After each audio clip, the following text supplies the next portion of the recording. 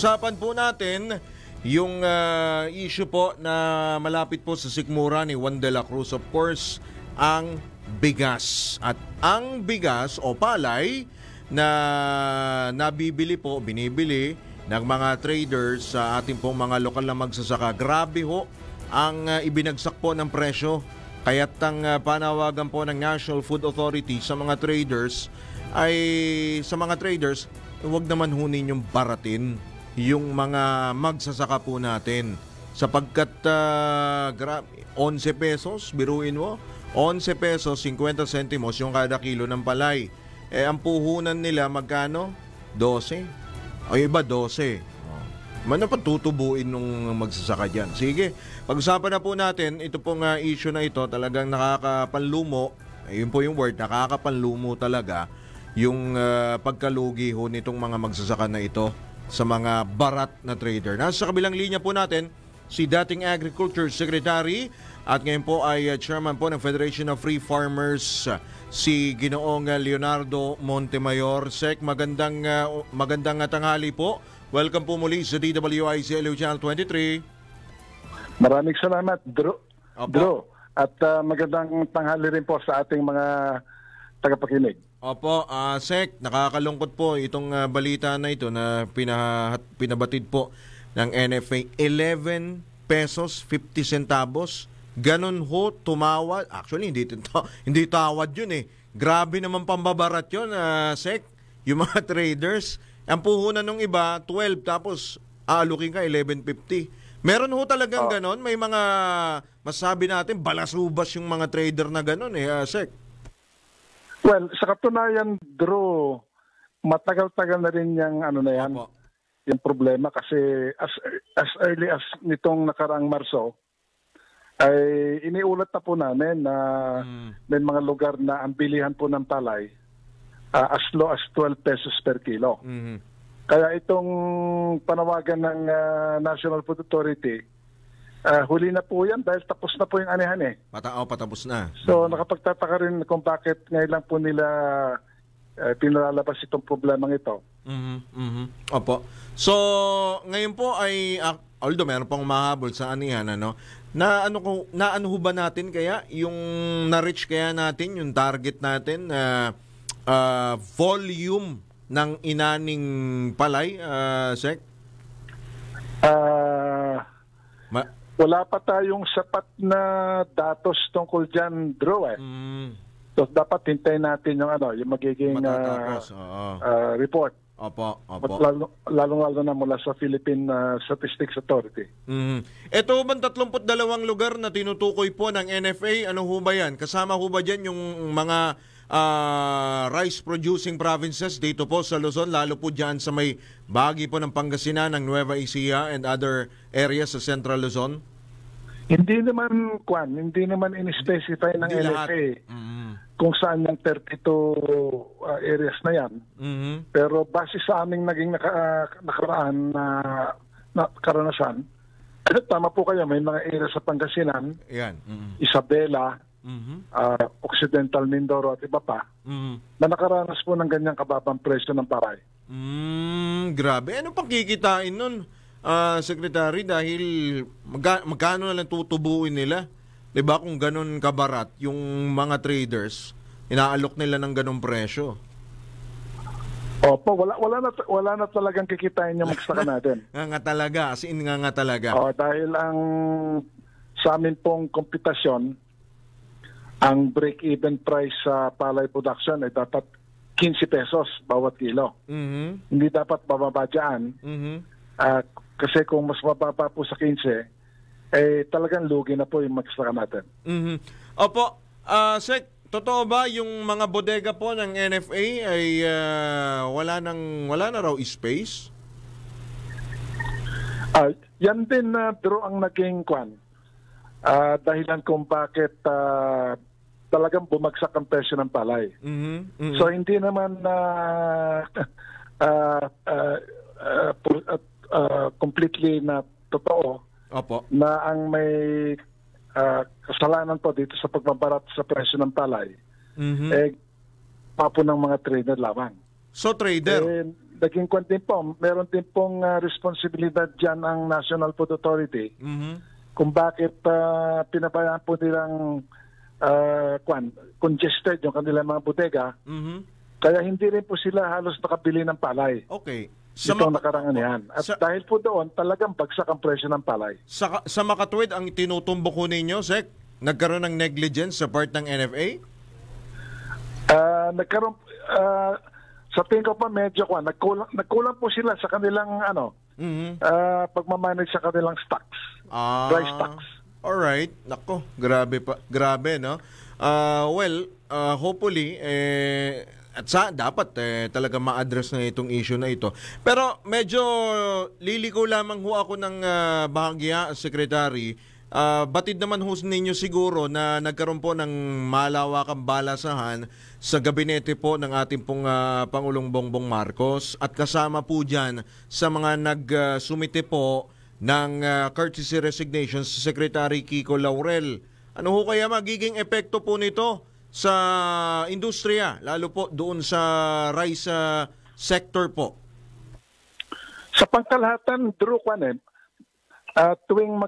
tuwing may balita na magkakaroon ng balasahan, siyempre ang epekto nito sa bureaucracia, magkakaroon po sila ng wait and see attitude. So yan po ang isang panganib pag masyadong matagal bago magpasa ang presidente kung sino yung kanyang magiging permanenteng makalihim. Marami pong mga medyo mag-aalinlangan baka hindi po sila magpapasya muna o pagpapatuloy po yung mga programa habang hinintay po nila ang permanent appointments. Pero kayo ho ba'y kontento ho ba sa pamumuno po, pangangasiwa po ni Secretary Laurel sa kagawaran po ng agrikultura? Ang sagot ko dyan, kasama Drew, yes and no. Kasi doon sa parteng yes, sa aking experience kasi, yung nakikinig si Secretary Laurel at madaling malapitan. Pero, siyempre, nag-iisip din kami, bakit sa katagalan na po ng mga programa ng Department of Agriculture, hanggang ngayon halos walang masyadong paglago ng sektor ng agriculture in general. Kayo ay may panawagan sa atin pong Pangulo na magkaroon po ng regular po na pakikipag-ugnayan sa mga magsasaka, sa mga mangingisda at sa iba pa pong agrikultor. Kayo ho ba'y dinidinig ho at lalo po yung hindi ho mamatay-matay na panawagan po ninyo dito po sa pagbabalik po sa taripa, no, yung EO na yung executive order para ibalik po sa yung taripa from 10% ibalik po sa 35% sa lahat po ng agri-products. Yes, Drew. Napapanahon na yun kasi yun naman pag-issue ng EO62 supposed to be pansamantala lang yun. Habang nananatiling napakataas yung presyo ng bigas. Sa kasalukuyan po, ang baba na po ng presyo po ng bigas sa world market So, wala nang dahilan kung bakit ipagpapatuloy pa yung yan. Yung napakababang 15% na tariff rates. At saka dahil po dun sa nabawasan po yung taripa, ang laki po nang nawala na pondo na kinukolekta sana ng Bureau of Customs mula sa mga buwis sa importasyon ng bigas. Imbis na yung pera pong yan ay mapunta po sa mga programa na pang-ayuda sa mga rice farmers natin. Wala na po yan. At ang suma total po so far lang nawawala magkano na? Halos 23 bilyong piso 23 billion. Teka lang, since ano po yan? July of last year. Last year? Kasi ni-reduce yung tariff rates from 35 to 15. Okay. So, lumit talaga yung naging collection ng Bureau of Customs. Last year lang yan, pero meron pa ngayong taon? Ang calculation po namin around 23 billion po. Yung ngayong taon pa kaya, Sec? Matatagdagan pa yung 23 billion na yan. Masaklap yun. Baka abuti ng 30. Aray, masaklap naman, ang saklap naman nun, Secretary. Oo, considering... At sa banda naman, sa kabilang banda naman po, yung inaasahan na bababa yung presyo ng bigas sa palengke, gawa ng pagbaba po ng taripa, hindi naman po nangyari. Alright. Yung rice tarification law, Secretary, so napapanahon na ba para silipin ulit yan? Balasahin na or repasuhin ulit yung RTL na yan? Yes, we agree with that, Drew.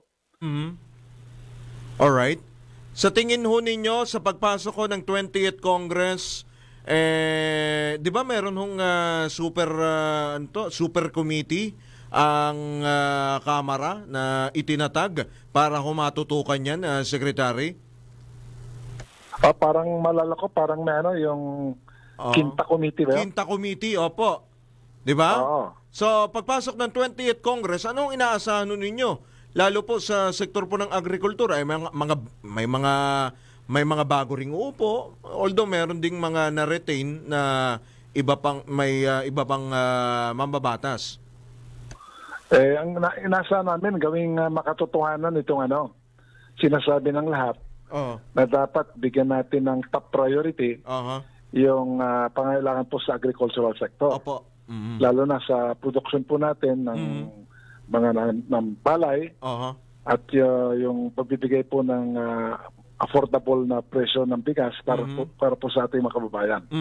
So in terms of budget na kailangan dyan at ibang mga reforma sa mga ahensya po ng gobyerno, dapat talaga bigyan ng kabuuan pansin po yan. Opo, hopefully, tayo po ay umaasa na magkakaroon po ng ganung pagpasok po ng 20th Congress. Last few questions na lang, meron din po pula kayong panawagan, Secretary, sa Department of Labor at sa Department of Agrarian Reform na agarang pagsusuri sa performance po ng nitong DOLE, pati ng DAR, dahil marami po ang kailangan gawin.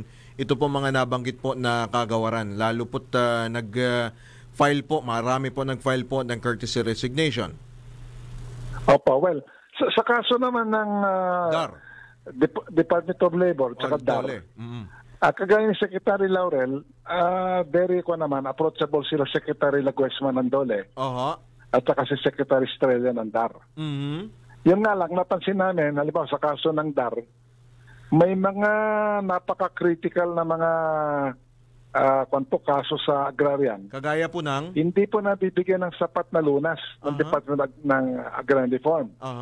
Bagamat may mga pangyari po dyan na may mga pinatay na pong mga magsasaka, ilang buwan na po yan nakabinbin yung mga problemang yan. Bakit ang ngayon wala pa pong kalutasan?